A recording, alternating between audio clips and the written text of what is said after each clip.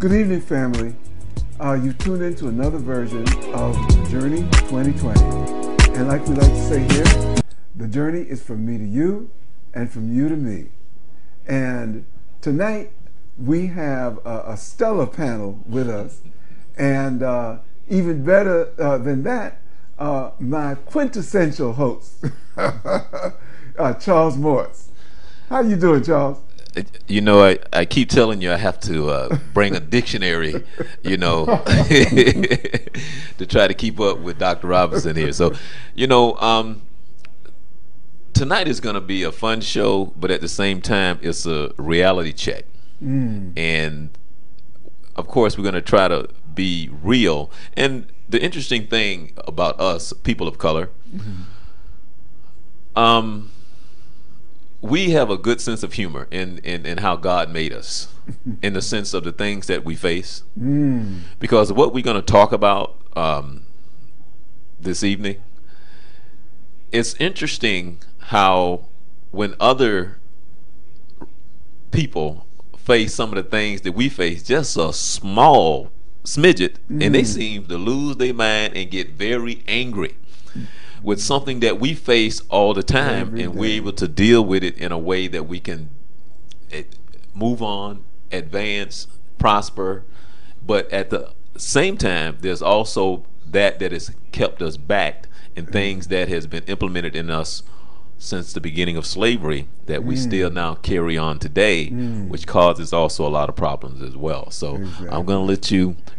One of the things, Charles, that I want to do, and I was remiss, audience. My name is Dr. John Robertson. I'm a psychologist, right? And also, I'd like to say, Charles has been in this business for a long time, so I'm learning as we go along. But tonight, Charles, I want to go ahead and let you introduce You know, our guests, because I get they're you. very special guests. Okay, well, actually, by the way, as saying I've been doing this for a long time, I should have told you who I am. I'm Charles Morris as well. Welcome to the Journey 2020. And sometimes we get too comfortable, and I act like you know who I am, right? But anyway, I invited some of my close friends here this evening because normally when we do what we do, we try to have some knowledge in the room. And a lot of times when we're doing the show, one of the things that I always talk about is good-spirited people. And there's nothing like being around good-spirited people, people that you can trust and talk to, and people that are honest. And I'm going to go off her line for a minute, but there was a time when you could come in my house, and if my brother was there, and if you had, like, if a girl came in, my sister would go, "Honey, you keep your purse with you, okay? don't put your purse down." So we can put stuff down and it doesn't walk away. That's why I was, but because we have good people. I would like to introduce church members from the Vine, as we call it, the Vine, and that's Ron Jenkins. Kind of stay in Rome, and Stan is supposed to be my fishing buddy at some point in time in my life, so we're gonna make sure that happens. We're gonna do that. Okay. See, now that you put it on out in the universe, it's gonna happen. Right. It's gonna happen. Okay. Yeah, because I got a fishing pole too. Yeah. Oh, okay, okay. Well, listen, you know, in my vehicle, so I'm ready. Okay. You know what? Okay. You know, maybe we ought to go ahead and do a show. You know, out. You know, while we all fishing. You know what? That's a very good idea. All right. That's a very good idea because have you ever gone with Dr. English? Yeah. Oh, okay. Well, I'm the one that haven't gone with Dr. English, but I've heard about y'all fishing trips. Okay. All right. Well, you go ahead and tell us about what we're talking about tonight, then, Dr. Robinson. Well, tonight we're going to talk about the topic of racism in sports. Most of you have tuned in, and if you haven't been under a rock, know the situation that arose this week with the owners of the Clippers basketball team in the NBA, and the racist comments, the series of racist comments that were made, and the firestorm that has resulted from it. But one of the things that many of the folks that I talked to said, and they said, well, yes, that is good. It's really good that there's been that reaction. But, you know, this is nothing new.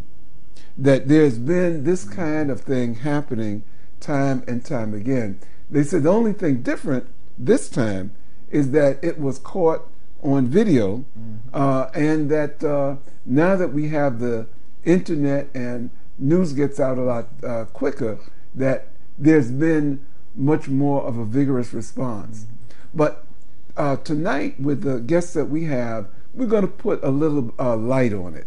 And I just wanted to start out. I was saying a little earlier to Brother Stan that ever since we have been in this imported into this country as slaves, that black men particularly have been entertainment, and whether entertainment in the sense of merriment, but particularly in sports.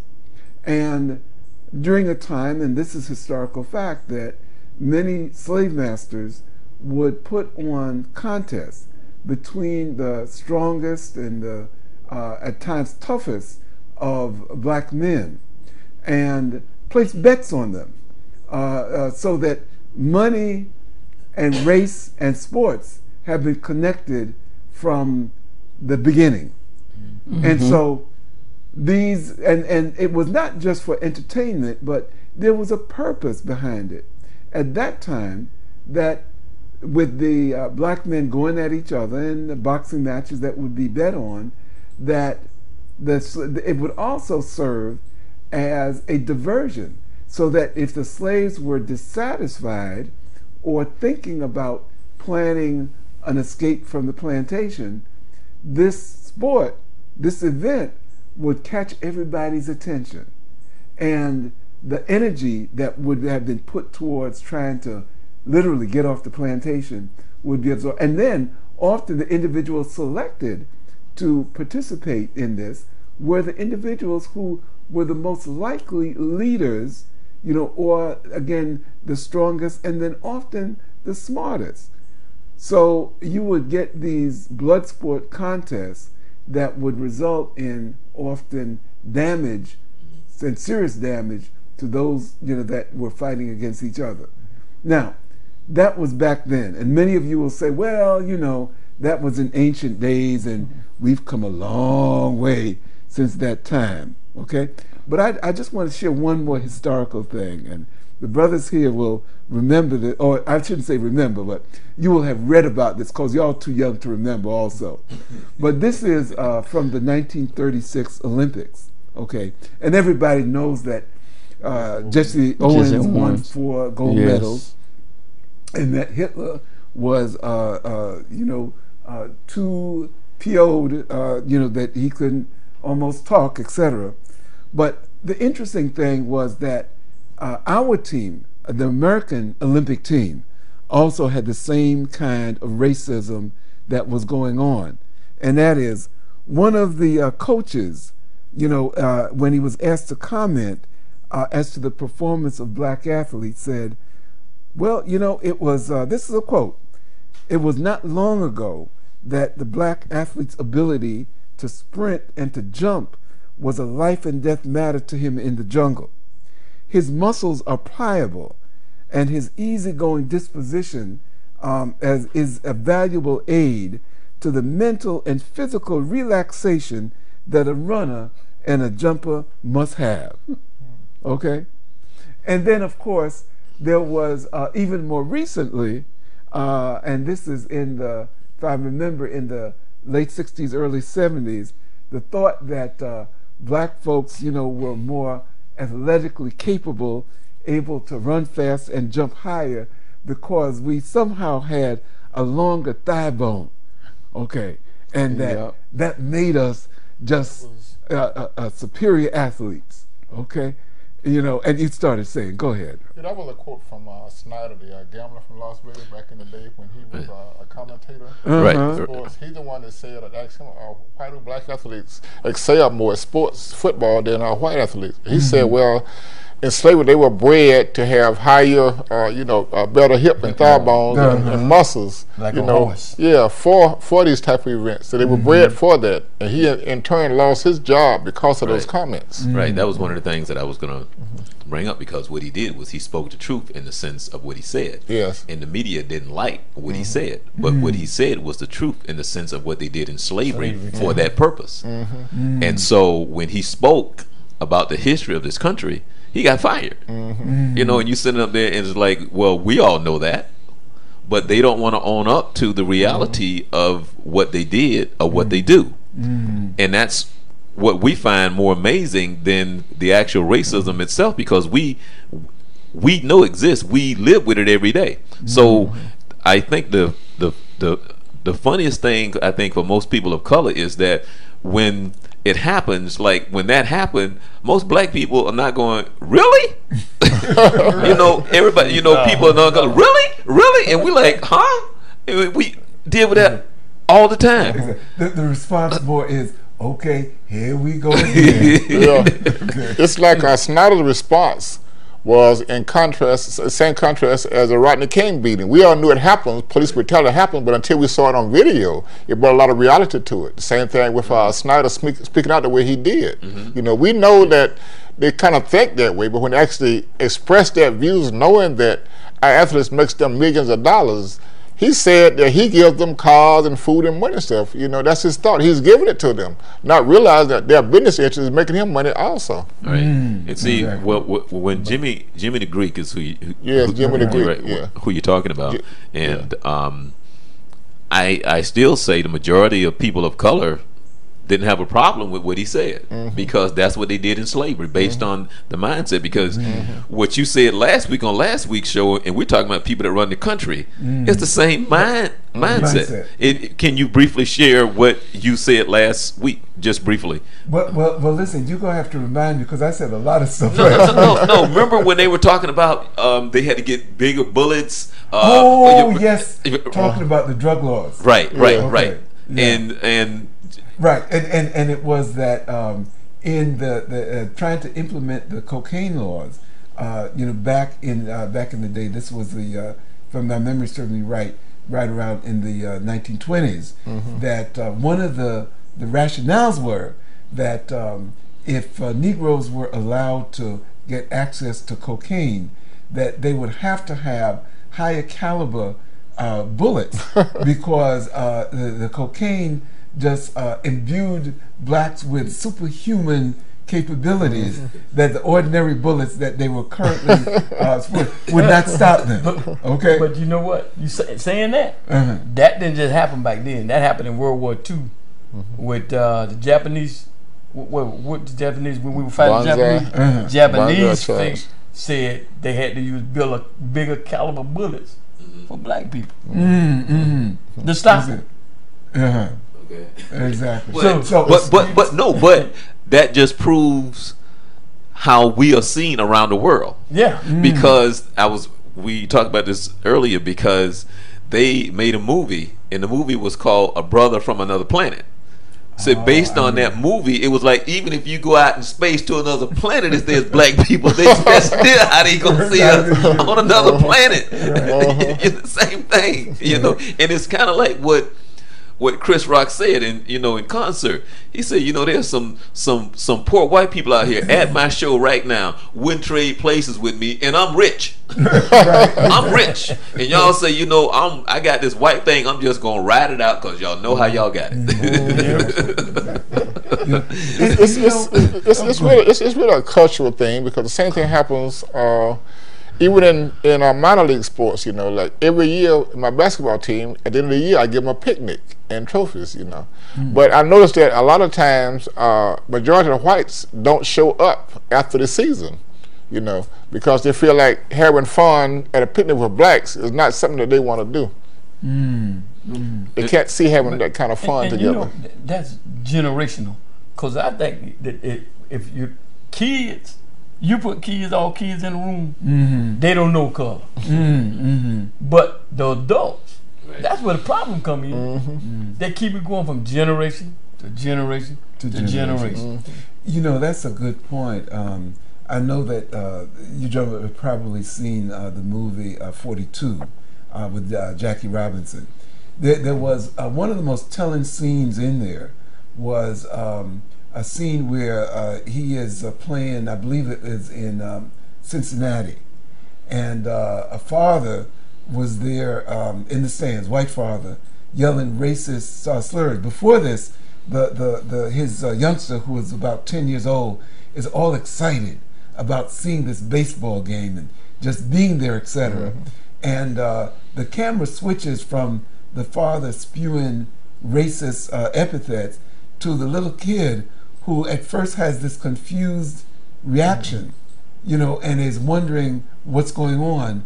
And then the son begins to then look at the father, and then he begins to yell these racial epithets. So just to your point, that it is generational, you know, and that today one of the things, and both of you, you know, have dealt with some of our young people, that for the young people, as you said, they don't seem to be as set, you know, in their ways.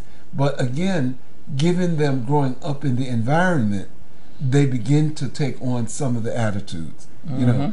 And what I'd like to do is to ask both of you, you know, not just about the Sterling incident, but as you see the community now and see young people coming up, if you see the same kind of attitudes being conveyed to them, you know, or do you see any changes, you know, occurring? Well, I mean, Ron, because you coach Little League football. Yes, football and football. Yeah. Yes, culturally, the parents do have a lot of influence on the kids because they don't let them intermingle, you know, as a team concept like you would expect it to be, and that takes away from the team harmony. There's not a whole lot we can do about it without making a whole lot of waves and causing a lot of angry responses. So sometimes you just have to like ride around it, you know. Okay, well, if they don't want to be involved after the game, then that's on them. So it takes away from the cultural harmony between blacks, whites, Latinos, even boys and girls, because it's co-ed teams, you know. They kind of like shy away from the intermingling of the camaraderie. But you know what, Ron? It's been a while since I did it, but when I was coaching and they had like the white kids, like, you know what played a big part in them socializing? The color. If it was a real dark-skinned child, they wouldn't socialize. But if it was a lighter-skinned person, you could always see them with them people. So even in sports, you see that color, that shade line, if you want to call it, the Willie Lynch you theory. know, right, okay, you know, it's still very much in play. Oh yeah, yes it is. Okay. Oh yes it is. And we have to look at ourselves also, because a lot of times we have a way of, you know, back in the, I would say 40s and 50s, blacks had a lot of pride in what they did, how they dress, how they look, how they act, how they respond. And nowadays, kids don't have that. I mean, nowadays, it's okay to be a thug. Back then, you couldn't call nobody a thug because, you know, that was a detrimental person to society. But now it's okay, you know. And we allow ourselves that. Our style now is sagging pants. I mean, what can a guy do when he put up his pants all day long? You know? Nothing. He's not productive. But then you look at it again. What causing this? Society dictating us what we can do and what we can't do. We are allowing it. We're allowing it. You know, we're losing our cultural identity. Our try pride. to straighten them. That was a time when we said black is beautiful, black pride. Well, let me ask this question, since we do have some knowledge in the room. What I've heard is that we have failed this upcoming generation, and apparently it's true, because something has happened that we have failed these kids that's coming up. Now, What does that mean? I'm not sure. But you say we failed. You know, you look at it. The problem is we got kids raising kids. Right, but and now okay. The failing part is society, the law, dictating to you Right. how you Right. can chastise your child. But then, So if you can't chastise that child, but what you think gonna become of that But child? let's go back to what you're talking about in reference to when they made, what is that? When they decided to take the Child abuse laws. well, no. When they decided to take the male out of the household. Yeah. Remember that? Back in with the welfare. right, and then they were saying that's when it all started in the sense of how that came into play. And then again, when you're talking about these laws, because the thing is that I always say, okay, when your child is out in the street, he's acting a fool, right? He's acting a fool. The cop can come in, tase him, beat him upside the head, and shoot him. But when he acting a fool in my house, then I can't discipline him the way that I want to. There you go. And so the cop don't have to deal with him, or so he don't have to be in front of the judge. But when he's out there, he can get his brains blown out when he's acting a fool. Right. And that's the problem.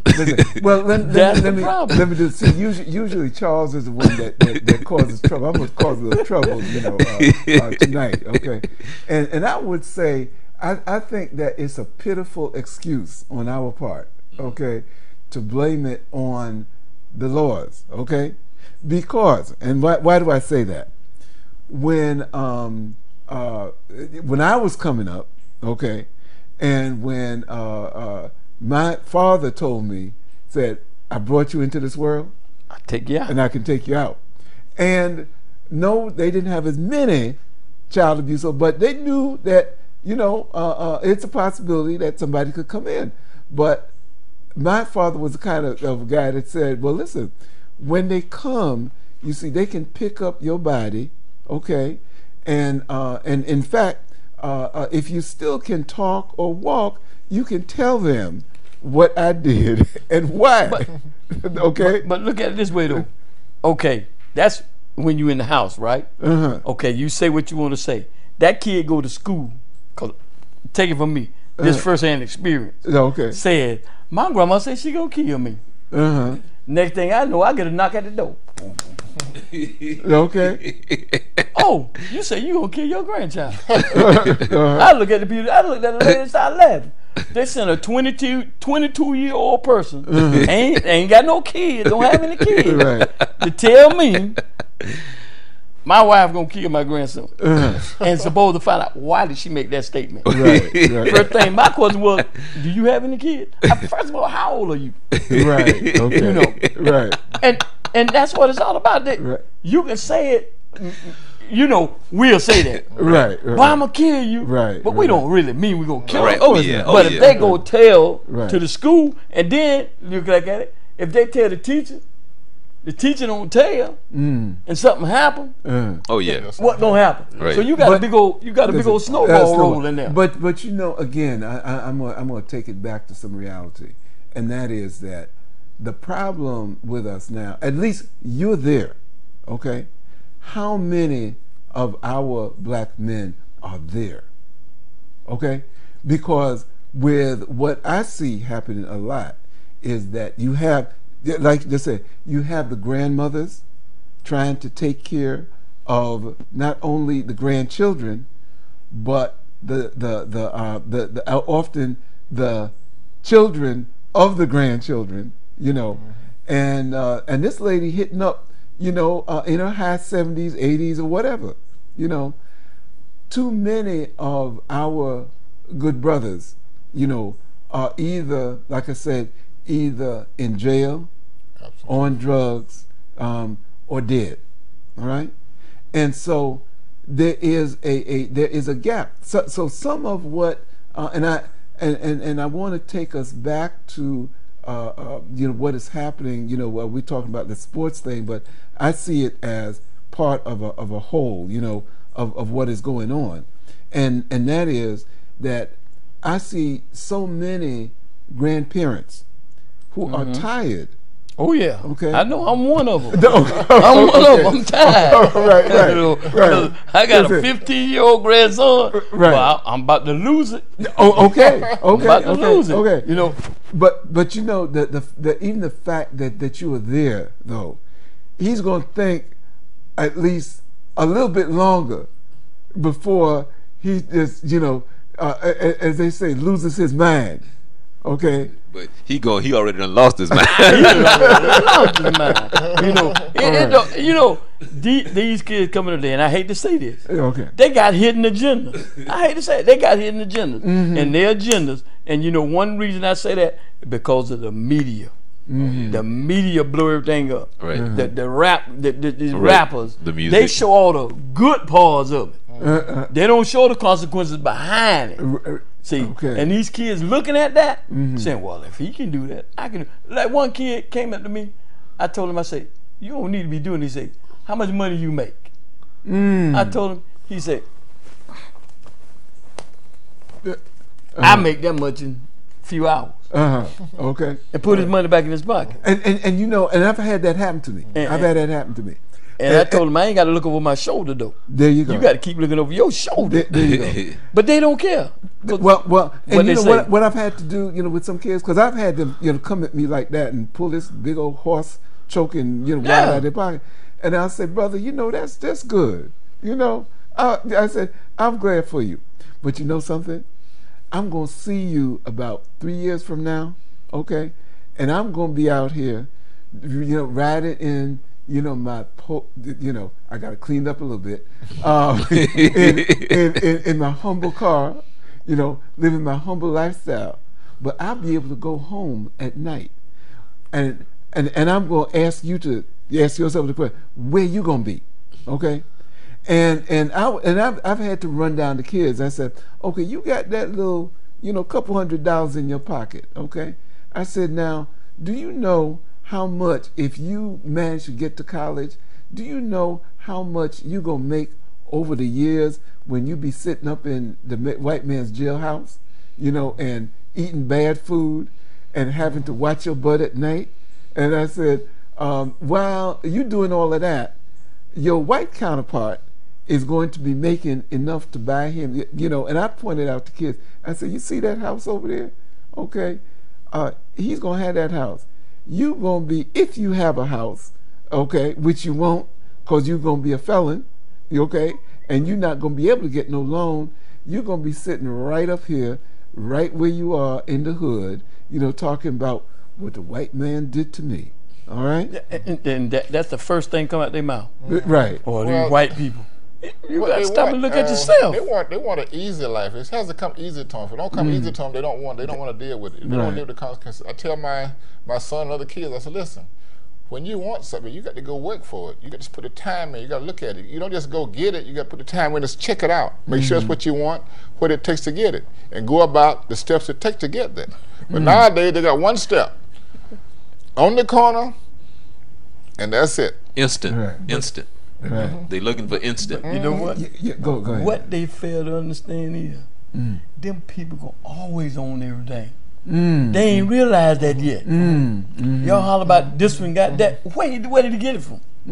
He got it from them. Right. They setting that trap for you, and you Exactly. crazy enough to go right out there and fall in that trap. Exactly. Because as long as they can keep you where you are, guess what? We can control you. Right. Exactly. Because that's what they want. Yeah, what because it's about. they don't That's all understand about. that long as you're there, you're not a threat. You ain't a threat. Right. I know if I need you, I know where to find you. There you go. So that's what it is. If we can produce our worst, they will help us do that. Like this music they put out, this is not music. This is not even a good conversation. You know, it's some type of lingo where they moan and groan on a record, and they make money like that. One guy, I don't know, Jay-Z, I never heard him sing. I heard him talk on every record, but he's a millionaire because the things he says is not how he sings, it's what he says that attracts the attention. All these rappers, Trina, Lil' Kim, with that hood mentality are the stars. The ones that are gospel singers, how many gospel singers you know are millionaires, young gospel singers? None. Because nobody buys that type of music. It's not their type, that's not their forte because they don't go to church. So they have no use for church music. You know? Exactly. And that's another big problem we got. Churches, not churches like they used to be. You know. Yeah. Yeah. Speak on that a little bit. You know, churches not like the churches. I remember churches. Anybody in the church would mentor to a child. Now they seem like they're scared to say anything to a child. Right. Well, they have good reason to, because sometimes it can hurt them. Well, I understand that, but you know, if you come in a meek and mannerly way, 9 times out of 10 you can reach that child. Right. But people are scared to do that now. Right, and it got to the point, because I remember back when I had my show, this was in the 90s, talking about ministering outside the church, ministering outside the church, and how important that is.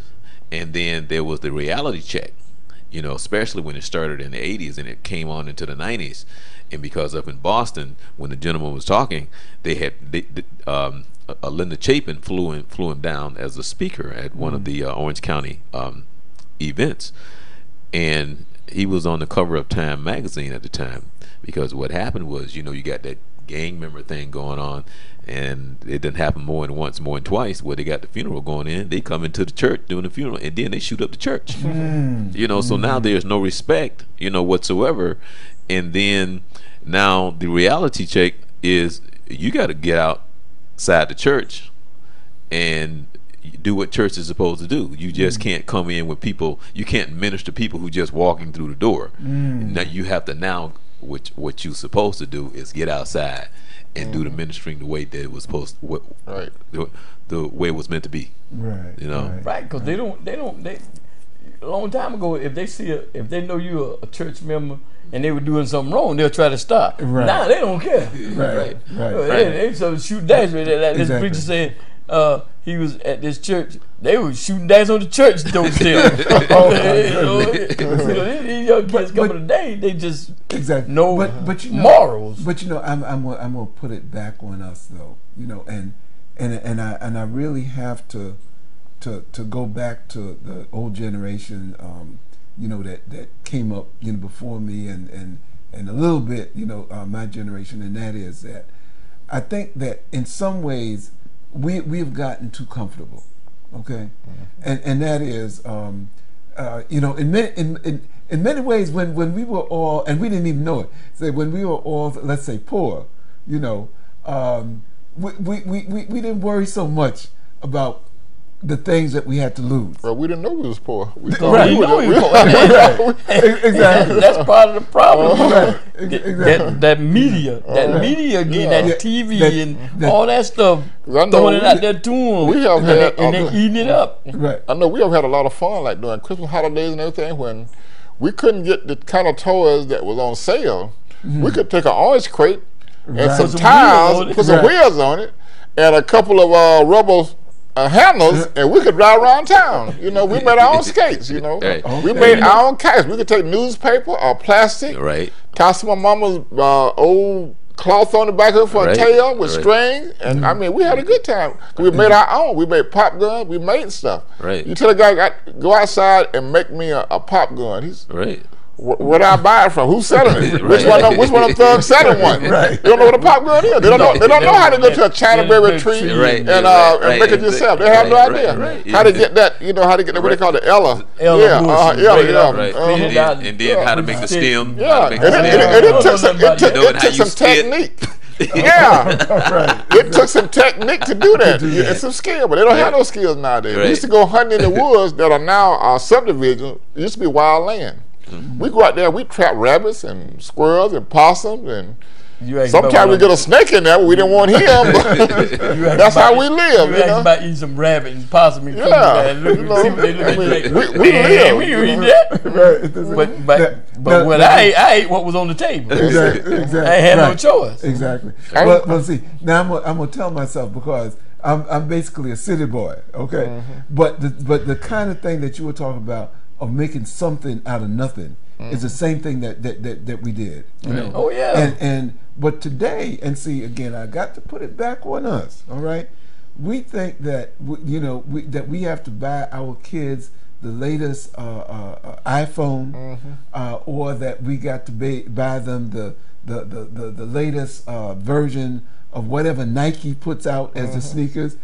Man, back in the day, you know, we had you got a hole in it, got a piece of paper, listen, cut it, insert it in your shoe. We had those little Converse sneakers, all right, and we thought that we were hot stuff, you know. And then you remember I got the Converse bottom, Chuck Taylor, the invitation Chuck Taylor with the round circle instead of X's on the bottom. They usually look at your footprint. Oh man, you got on blister bottom. Exactly. You know Chuck Taylor, right? But hey, I think Chuck Taylor, what, $12.50 a pair back then? Yeah, $12.50 a pair. Something like that. Well, actually, they were my first pair cost $10 even. You know, okay, $10 even. We got 2 pairs for $12.50. That's right. We got 2 pairs. We got a practice pair and a team pair. So it's John Hardy shoes though. Yeah. all Two, right. buy 1 pair, get 1 free. John Hardy. So part of what I'm pulling on is that in many ways we've kind of gone for the okie doke. In other words, gotten ourselves, our families, and whatnot, and company excluded, you know, of course, but that we've gone for the material things, that will be gone in quick time, instead of going for the kind of things y'all were just talking about, the cultural things, right, of being able to make something out of nothing, to make your own game. And that's what I try to tell my grandson. Yo, I'm hungry. Let's go to McDonald's. No, you gonna get in that kitchen. You gonna cook. Okay. You you hungry? Yeah. Well, you gonna cook? Well, why we can't go? Last night, I told him, I said, you gonna eat what your granddaddy eat. Okay. What you gonna eat? I'm gonna eat a cold bologna and cheese sandwich. Okay. So if you hungry, follow my movement. Right. Okay. If you ain't hungry, go to bed. Oh, okay. And then as far as my Throwback Thursday, because I usually do a Throwback Thursday, my Throwback Thursday was a family at the dinner table, and that is what we used to do every day. There was, and it's like, and if you were not there, then you didn't eat. You didn't eat. That's right. So if you missed dinner and you knew what time dinner was served, if you wasn't there, you still out somewhere playing, then you didn't eat. You didn't eat. So that family time that you spent at the dinner table was very, very, very important, and it was just like in you. It wasn't no second thought. You didn't go like, no. You knew if dinner was served at this time, you were there. So whatever else you was doing, stop. If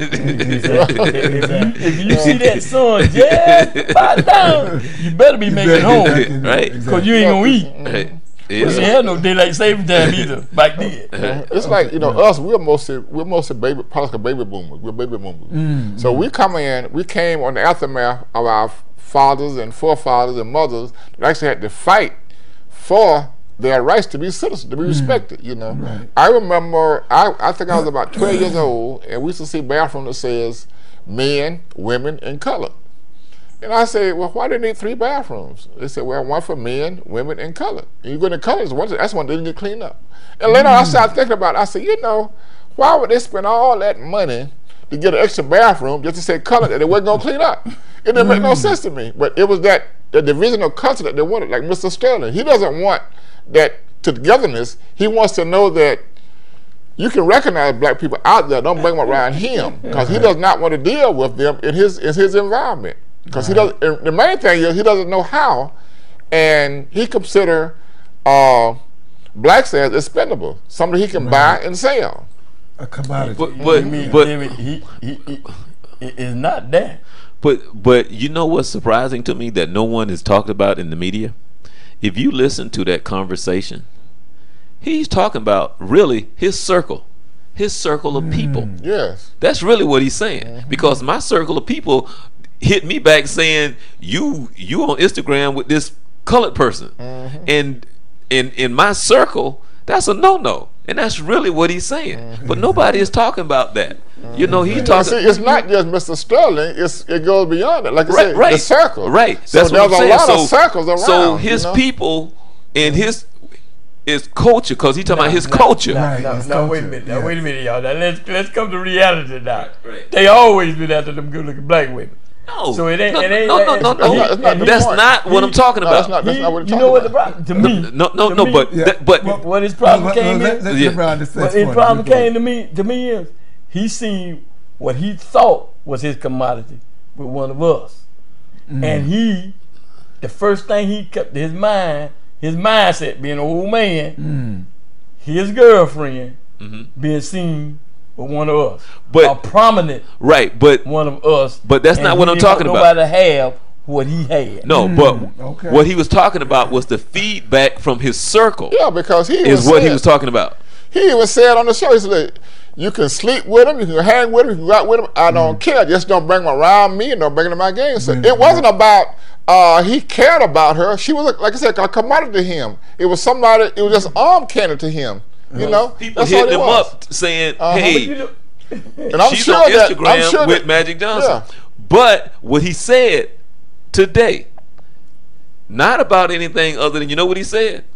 I just should have paid off. Because he hasn't done anything wrong. He don't see what's wrong. His comment was, I just should have paid off. That's it. Exactly. He didn't get because he didn't have what he had. Right. And but see, you know, you selling his circles. He don't care. Yes, he do. He do care about his circle. No. Yes, he do. Why should because that's where he hang out with. It's like how many black horse owners in the Kentucky Derby? None. How many black horse owners in the Belmont State? Because that is a closed circle. So they don't lie. Right, we can go to the horse track. In his circle, we can bet on horses. The people that he respect him in his circle, they're like giving him a hard time. Like, hey, did you see your girl with Magic Johnson? And you know what? And I guarantee you, 90% of them is owners of the other teams. Right. Oh yeah, but see, who got him? No. But see, that's what I'm trying to say. Yeah, it's this his circle, and we all know that. So when it does come out, all other people going, "Oh, I don't believe it," and we're going, "Really?" We face this all the time. We see it. We deal with it throughout our lives almost every day. And now the other owners in the circle have to be the ones that say, well, listen, you can't be in the circle anymore. You got to sell your team. You can't be here anymore because you done messed up. Right. Why did all of a sudden now it came out about him? This cat been like she put it out. She put it out on the tape. It was on the tape. No, she put it on the tape. She the first one to put it out. They've been like. Since 1982. Thank you. Right. But questions.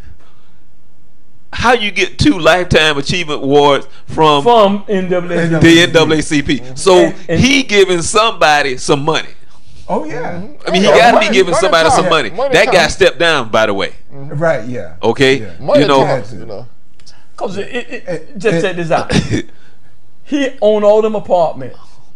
He wouldn't let black folks rent from him. You know that, right? Right, yeah. He wouldn't let black folks rent from him. Exactly. And his wife hollered about, oh, well, I knew nothing about it. She was one of the main ones going knocking on people's doors, seeing was they black, white, or whatever. Exactly. If you were black, Hispanic, you couldn't stay in his apartment. But guess what? Well, that's been the way all over, you know. I mean, that's been hit all over. If they look deep enough, it's some more of them owners out there just like that. Right. People would own the Lakers. That's his circle. Yeah. That's part of his circle. Exactly. But see, they haven't got caught. They don't have any tapes on them. You know, if somebody has the tapes on them, you know, there's a whole lot of skeletons in the closets. It's just those skeletons haven't come out. Right. I mean, even like, take Central Florida here for once. Used to be a prominent culture. Oranges. Very few people own oranges. Ropers, those people can't own oranges. People like that. But they had their own little circle. Well, see, blacks work for them for minimum wage. You know what you get? Pick a box of orange for? You get 10 cents a box. He getting probably $20 a box. You know, so I mean that was the way it was. So he felt like he owned them. They had to work for him in order to progress in their lives. Because they couldn't afford no stay but on Roper Quarter. So if you stay in my housing, what you think? He owned the housing this. Yeah, they had to take the money they made from him, picking orders to pay him for staying in the apartment. So it's a grocery store. Because they a monopoly on everything. One of the things that with this whole thing, you know, having blown up, and as you know, it's being expressed that how come just now, you know. This may be one of the best things to happen to expose what has been, you know, a cancer, you know, that has continue to grow over time. And that is, I want to give a shout out. They're probably not watching, but I want to give a shout out to Roz Brock, who is the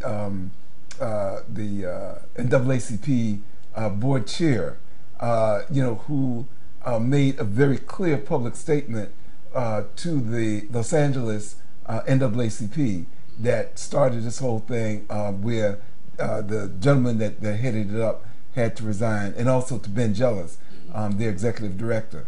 A lot of times people, will down the NAACP and say, well, they ain't doing nothing, etc. Now, again, we can fault the Los Angeles folks, but I'm just pleased that the national, jumped up and got on the case, and put something out there, so that often we say that we don't have any more leadership, but I think that the fact that they're taking a stance is important. The other thing that I think is important in this is that we're talking about Sterling, who is one man, but the thing that we also know, and that is no surprise, is that in addition to the individual personal racism, that in the NAA there is structural racism. And what do I mean by that? When you look at aside from the players who are all black, when you go into their front office, when you go into their back office, when you go just about anywhere, you see nothing but folks that don't look like us. When you look at the legal teams that these folks, that even the players contract with, okay, you don't see folks that look like us. When you look at the sponsors that are paying the funds, that support these teams and their programs, they don't look like us. So I'm hoping that one of the things that's going to happen, aside from bumping up, Sterling, that also it creates enough momentum so that some folks like us who have earned their stripes, and who have earned these positions, actually now have some opportunity with a light being put on the NBA to actually get into the positions where they are controlling the destiny of the teams and the players, and not just a newer version of Massa, who is running the plantation. Okay, so that is my hope that that will happen. Now I don't know if it will, but I try to be an optimist in my life. Okay. I don't think you're gonna have no time. Speaking of professional basketball, if we noticed years ago, even football, I noticed football when championship teams, the non-star players, the role players, only made about $35,000 a year at the most. I remember the Lakers, when the Lakers won the first championship. Well, some of the guys that besides Magic Johnson, Kareem Abdul-Jabbar, they only made about $30,000, $40,000 a year. I think one of them got a raise after he won the championship. He got a raise of $20,000, $50,000 the next year. But when we noticed, like, players started getting these multi-million-dollar salaries, like I think David Thompson, one of the first ones to come out, he made $800,000 a year, and that was a big thing. $800,000 a year, and when they start making these big multi-million-dollar contracts, they still look at, wait a minute, basketball then was blacks and whites mostly. But since they started getting all these multi-million-dollar contracts, how many foreigners we got in the league now? They figure, wait a minute, now if we're gonna pay somebody, let's get somebody from overseas over here. Maybe they compete with these blacks. We can't have a whole bunch of blacks guys paying all this money. It's not gonna happen. Let's get some more cultures in here. They call it cultural diversity, which means which is cultural diversity. I look at Doug Williams, played for the Tampa Bay Bucks. He won a new contract. He was gonna make $120,000 a year.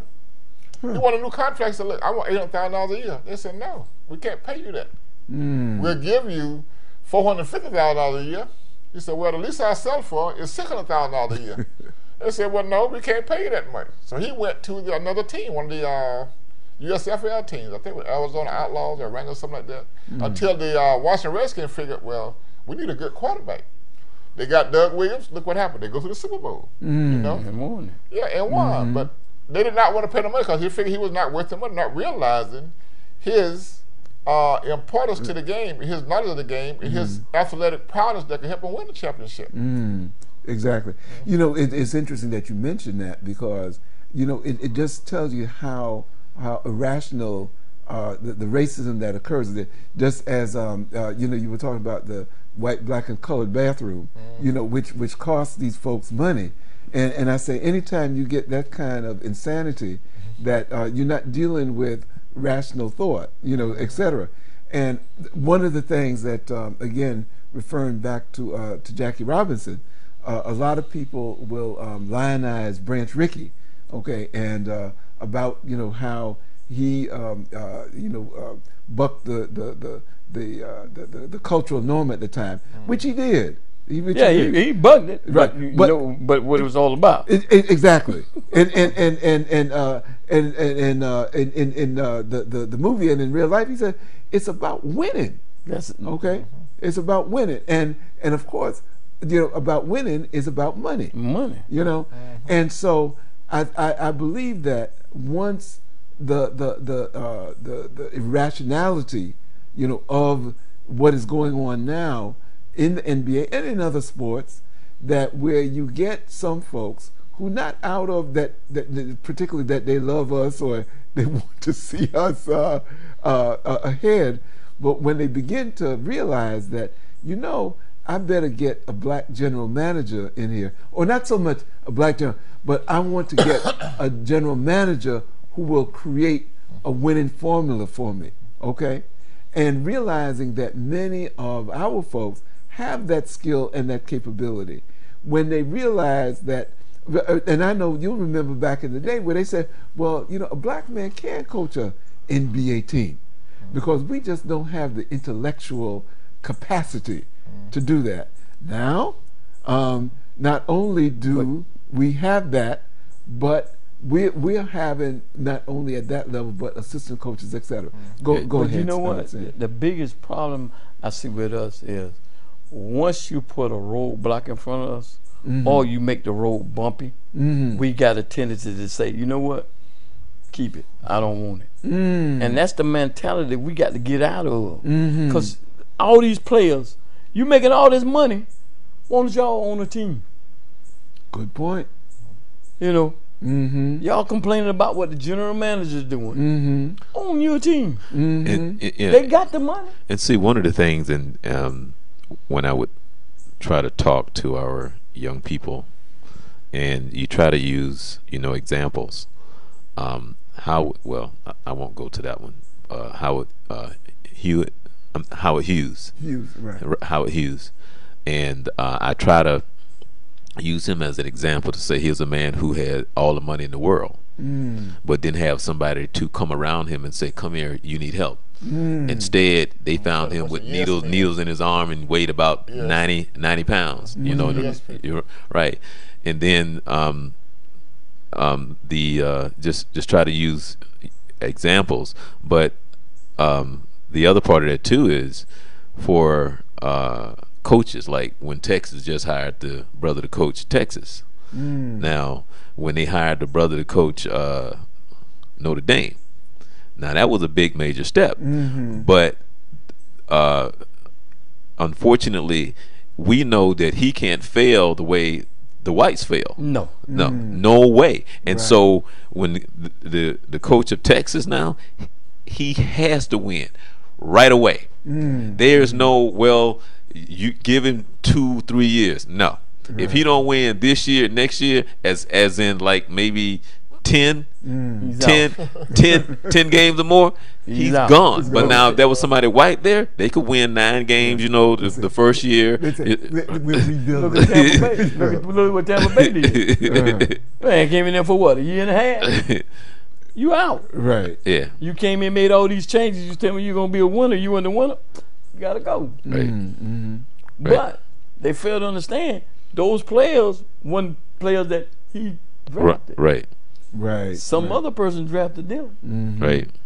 So, you know, really, it takes anywhere between the 4 to 5 years for you to really get the team that you want. It's funny, I was just telling my friend the other day that the guy that I've been knowing, we used to work together over at Channel 35. long time ago, when actually Channel 35 was actually off of Orange Blossom Trail.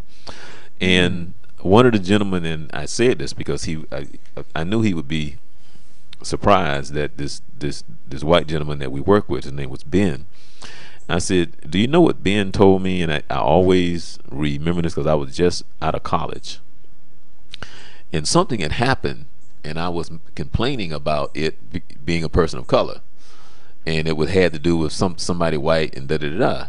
And so what Ben said to me, and it stuck with me, he said, Charles, he said, because I was saying something in reference to my color and something, and he looked at me, he said, Charles, all that means is that you're gonna have to work harder. You're have to be right. He was, but see, he was not. I'm having a white person telling me this, okay, and I'm looking at him, and he's telling me in his own way, I know it's unfair, but in his own way, he was telling me this is life. Yeah. In his own way, he was telling me this is a reality check for you. Right. So what you gonna do about it? Right. and me myself, right. My dad, he's always tell me that. He said, son, look, two things you remember. You're gonna have to be twice as good as they are, and never teach them what you know. Because if you do, they'll be telling you what to do tomorrow. Right, exactly. And that's a fight in today's society. Mm-hmm. And I experienced it at work. Oh yeah. Showed one of them what to do, but I didn't show him everything. Right. And the boss walked up and said, well, can y'all fix this? First thing he did, jumped up, yeah, I can fix it. I said, go ahead. But the next day, it still was broke. Right. Okay. Because he thought I showed him everything. Right. But I showed him just enough to get him in trouble. Oh, okay. Okay. Hey, that's the way it is, man. Oh yeah. You have to look at it that way sometimes. Because if you notice, you could be working on a job 50 years. They'll bring somebody in there been working at that job 10 minutes and want them to tell you what to do. Right, exactly. And then they'll say, well, why don't you show him the ropes? Right. Oh, okay, I got it now. Okay. I'm going to show him the rope. Just enough for him to be dangerous. Exactly. But, That's always been because, we got a part of stuff when we come up, it was a changeover between segregation and integration. So we at that, we was at that changeover. So I remember leaving home at 18, and everywhere I go, you're the first one of y'all here. You're the first one here. And I'm thinking, whoa, where are the rest of them at? Right. I wanted to ask you that because what was that like working as a fireman, though? What was that like working as a fireman? Oh man, the fire department is one of the last industries, job industries that are not so much as a working job. It is a professional atmosphere, more or less. You're waiting for something to happen for you to go to work, more or less. So it has a 24-hour on job there, and you have 48 hours off. Well, when I come on, they didn't want blacks on the fire department. Right. Because fire departments, traditionally, say back in the 1800s, in the cowboy days, when the Ku Klux Klan wanted to saddle up and ride and get their horses, they wanted to get. That's what they meant at the back of the fire station. That's what they are, the fire department. The fire department. The wording was, we had 6 black guys from Atlanta join the fire department back in the early 60s. And NWC came and told us, listen, y'all are the first now. You're going to have to take a lot of stuff, so be prepared for it. At the fire station, they had 1 bed, 1 plate, 1 knife, 1 fork, 1 cup. For all the blacks to eat out. That's the only one they can use. Oh, that's my goodness. And their motto, and what they were saying was, on the table was, we want to see a nigger get a gun in the police department and have a bed in the fire department.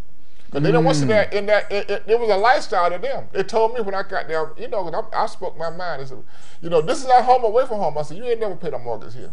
This is a professional job you do for 24 hours here in a lifestyle atmosphere. So don't tell me about this is your job, home away from home. If this is your home away from home, then you go home. I'll bring your wife in here so we all get a look at her.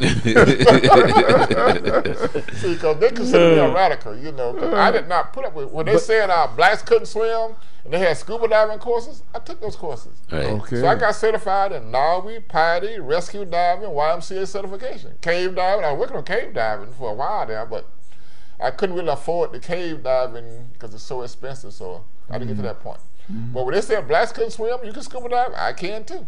Right. So and that's a myth. a lot of myths out there about what black people can't do. Right, exactly. And sometimes we let that get in our way. Right. Right. We don't know people don't know when you swim, 25% of your weight is your head. You keep your head on the water, you can almost glide through the water, but people want to raise that head up. They want to push them down. Right. It's a lot of techniques to things that we don't take advantage of. It's like, I would love to be able to afford to teach younger blacks how to scuba dive, but I can't afford it. I would love to see young blacks get into things, other cultural atmosphere, like even bicycle racing. I used to bicycle race, things like that. But see, we can't afford to get those blacks into those things because we cannot afford it. But we spend so much time trying to pull up on the cliff that we can't really stand on the cliff and look over the horizon because we spend too much time trying to pull up on the cliff. So one day we're going to be able to stand on that cliff and look over it. And that's our goal. But it's been our goal for years, since the 50s, since Dr. King. But things always throw us back. But we got to fight harder for this, fight for that, It's always something. Yeah, and people just get tired of trying to fight, so they just want to give up. Okay. But but it's like you got to run the race. When civil rights started, I can't think of this guy's name. He said, "Well, listen, you got about 20 seconds, Ron." Right. When civil rights started, it didn't start with us because everything came after our fight. So what we fought for, everybody else got rewarded for. So we got to look at our fight helped others. With that, we definitely gonna have you guys back because I think we shared some good wisdom, some insights, etc. And I think that when we talk about what we can do, I think sharing that knowledge that y'all have experienced, that you've lived, and so that that it's not something out of school, etc., but that it's real life. We need to have convey that much more to our community, our young folks, and remind some of our older folks, like us, that there's still, what do they say, a little fire in the stove. Oh yeah. And that it's still there. Exactly, and that we can't afford to not fight. That although we may be tired, that there is still a fight to be fought and a race to be won.